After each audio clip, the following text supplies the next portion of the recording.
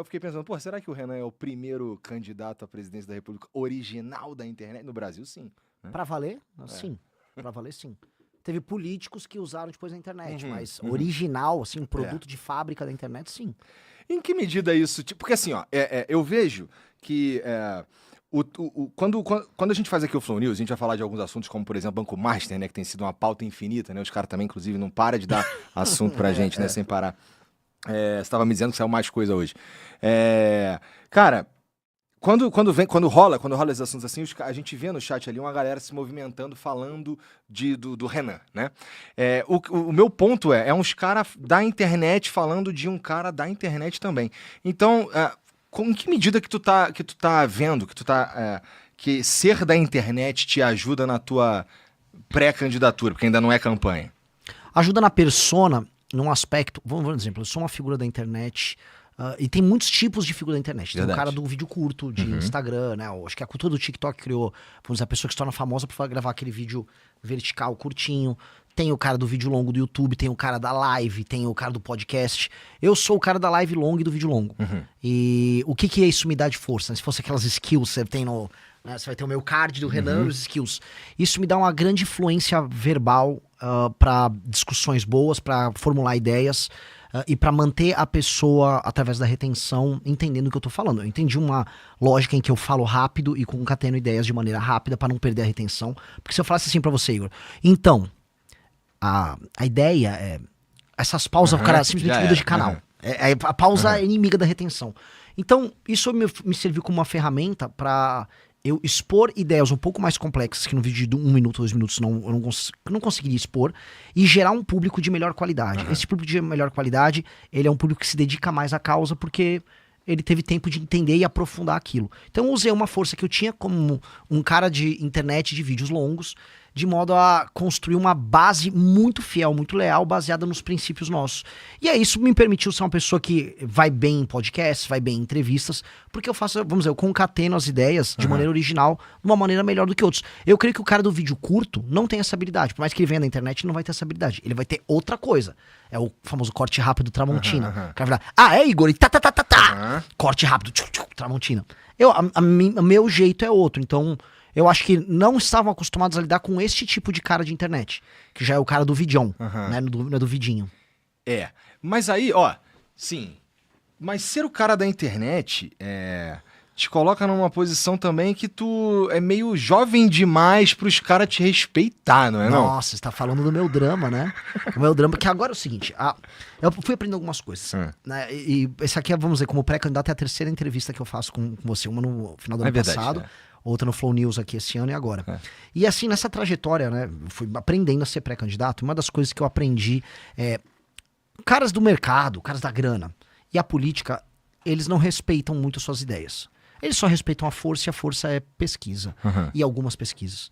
E eu fui em muitos podcasts de mercado financeiro, eu visitei aquela Faria Lima inteira, rodei setores, rodei agro, rodei comércio, rodei indústria. Ideias incríveis, mais bacana. Guarda ali fora, quer um cafezinho? Até você começar a aparecer. Quando você começa a aparecer, bem as pesquisas, aí tudo muda de figura. E aí vem um certo estranhamento, porque eles tendiam a não levar a sério, justamente por eu ser um cara de internet. O que eu quero dizer? Eu não tinha muitas intenções de voto, mas eu tava, com 3%. O Zema tem 3%... Até agora. O Caiado, o governador, tem 3% até agora. Agora, o meu 3% valia menos do que 3% deles, porque eu não era um 3% de um político testado. É 3% de um cara de internet. Eu tenho que fazer muito mais do que eles para eles me levarem a sério. E mesmo assim, parte da imprensa não me leva tão a sério quanto eles. O que é um erro. É um erro muito grande da imprensa, porque qualquer um hoje que trabalha com dados de internet, sabe, volume, engajamento, número em redes, engajamento por usuário, ou pegar as principais pesquisas mais sérias que tem, a Atlas hoje é mais séria, vê que eu tô muito, muito acima, não só dos governadores, mas engajamento acima do Flávio, do próprio Lula. Engajamento de Instagram, o Lula nem tem. Então, ok, eles deveriam estar vendo isso, mas eles não veem. E aí eu agora, né, dado que eu estou subindo, ganhando atenção, eles estão começando a ter que lidar com este fato. E eu acho que isso é bem interessante, né? Mas tá bom, aí eu tô entendendo. Mas porra, o que te... A gente já trocou essa ideia antes, mas só como você mesmo disse, tem mais gente te conhecendo agora. Cara, tu é então tu não é um administrador, tu é um comunicador que quer virar presidente, então. Não, eu também sou um administrador. Porque aí entra a minha outra faceta. Porque se for pegar eu no MBL... Eu lembro que a primeira vez que eu vim aqui no Flow foi em 2019. Foi um dos primeiros, fomos assim, sei lá, na tua lógica foi claramente um dos primeiros. E foi assim, quem falou, não, mano, chama o Renan que vai ser legal. E aí eu vim. Isso faz muito, muito tempo. Eu era um cara de bastidores, de back-office, e eu basicamente administrava o MBL. Eu administrava a operação do MBL, aí depois eu passei a administrar o MBL, a Valete, o partido. Na prática eu sou meio que o CEO do MBL, do universo do MBL e do Partido Missão. Eu administro a operação mesmo. Eu criei boa parte dos produtos digitais, dos produtos físicos. Eu criei revista. Então esse é o meu grande forte. E isso me obrigou a ser também um comunicador, porque se você cria o produto e sabe vender ele junto, é bem melhor, né? Pô, basta ver alguns grandes empresários. O Elon Musk. Ele é hoje mais um troll de internet ou ele é mais um administrador de empresas? Ele é duas... Ele consegue ser as duas coisas. E eu acho que é necessário você ser um grande administrador para ser um político ou ser um empresário. E ser também um comunicador. Você tem que ser as duas coisas ao mesmo tempo. Importante mesmo. E aí, cara, como tu tava falando aí, tu tava com 3%, e aí o mundo, e aí a vida acontece, né, cara? O Brasil, ele é um lugar tão interessante que aí a gente começa a ter, a gente tem de tempos em tempos aqui uns escândalos, né?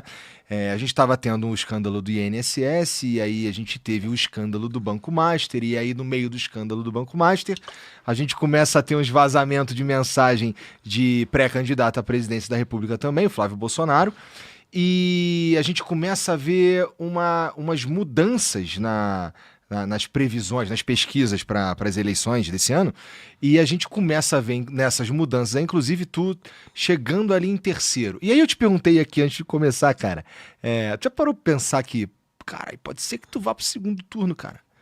Eu vou. Pode ser que, assim, que as coisas aconteçam, porque assim, como a gente estava falando também antes de começar aqui, cara, eu achava que, sei lá, tu ia ficar ali no quarto, em quinto, sabe qual é?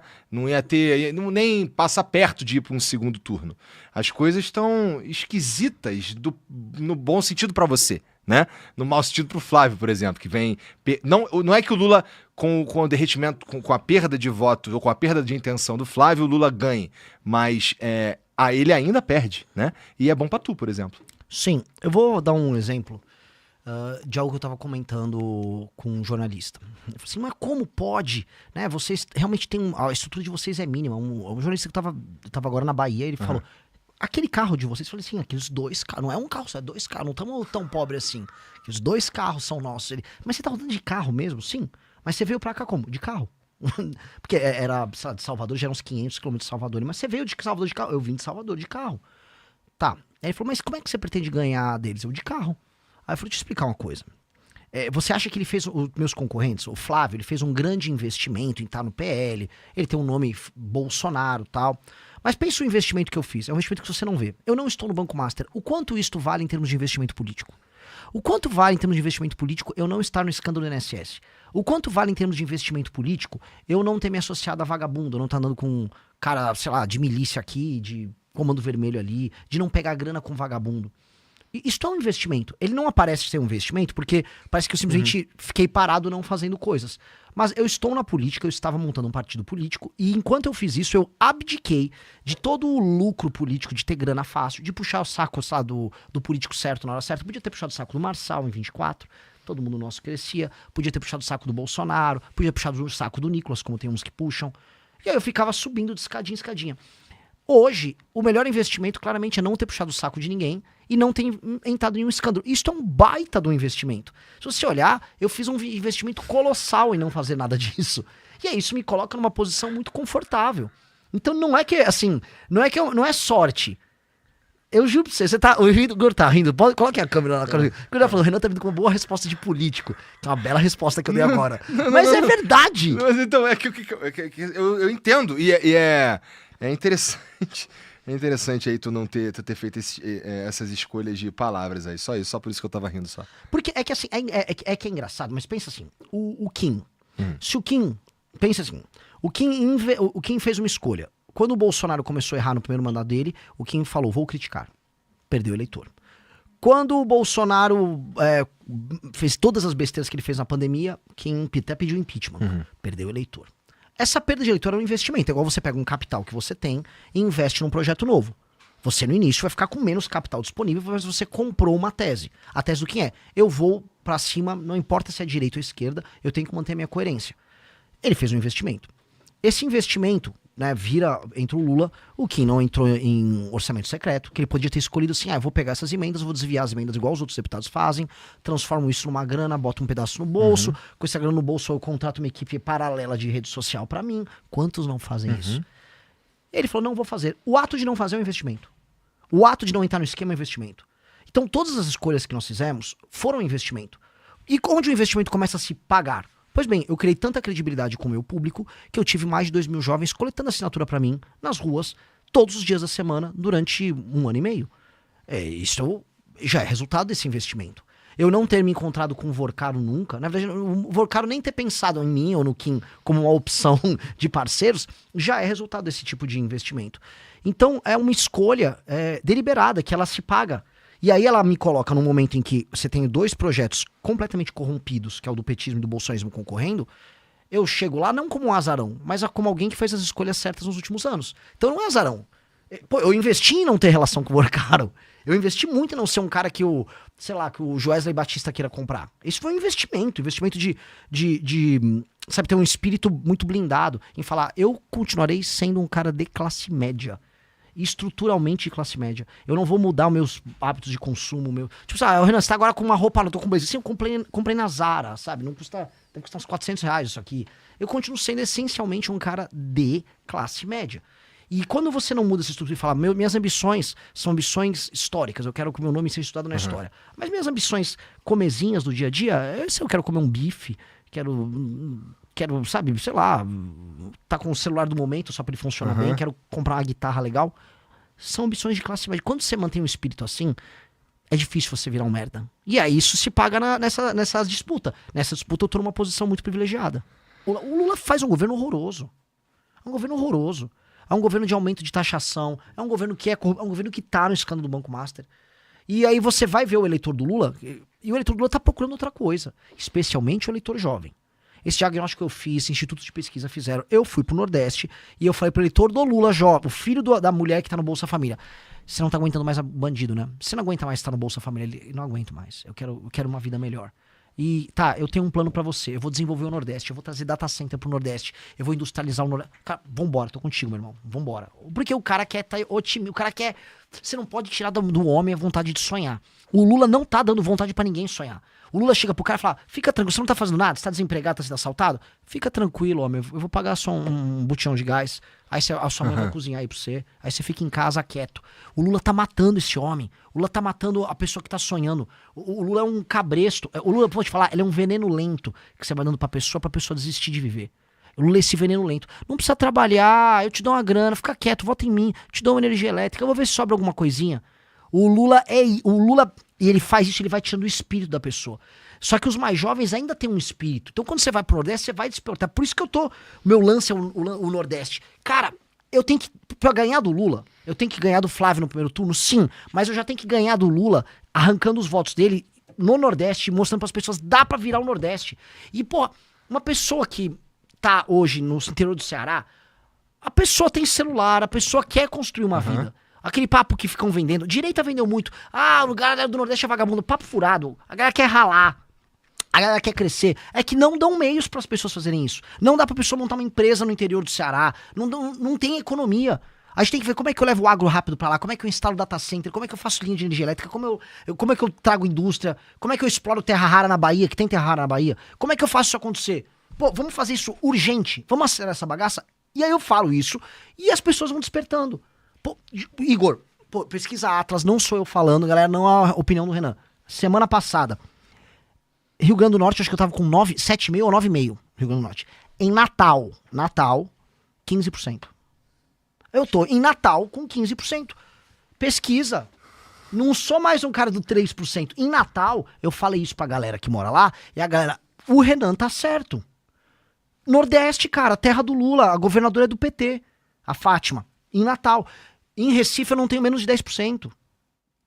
Então tá acontecendo. Eu já tô tirando esses eleitores do cabresto do Lula antes mesmo de ir pro segundo turno.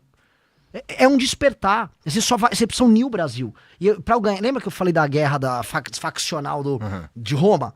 Eu preciso falar assim, acabou a briga norte e sul. Ah, o meu cuscuz é melhor. Dane-se seu cuscuz. Vamos comer cuscuz diferente, mas vamos todo mundo ganhar dinheiro e vamos parar de tretar. Vamos parar com essas brigas idiota de cuscuz do não sei o quê, de o meu Nordeste é bom, o seu Sul... Não, o Sul vai se separar. Vamos parar com essa droga. Vamos parar com essa conversa mole. Dá pra todo mundo ganhar dinheiro. A galera do Sul tá preocupada que estão favelizando Santa Catarina. Porque tá vindo migrante de vários outros lugares, não tem moradia, vira favela, vira violência. Tá, fica tranquilo, eu vou fazer o desenvolvimento econômico lá no Pará, lá no Nordeste, e depois vou baixar imposto pra você aqui, e vai sobrar dinheiro pra vocês fazerem estado em Santa Catarina. Meu nome é Renan Santos, eu sou pré-candidato à presidência da República. Meu nome é Renan Santos, eu sou pré-candidato à presidência da República.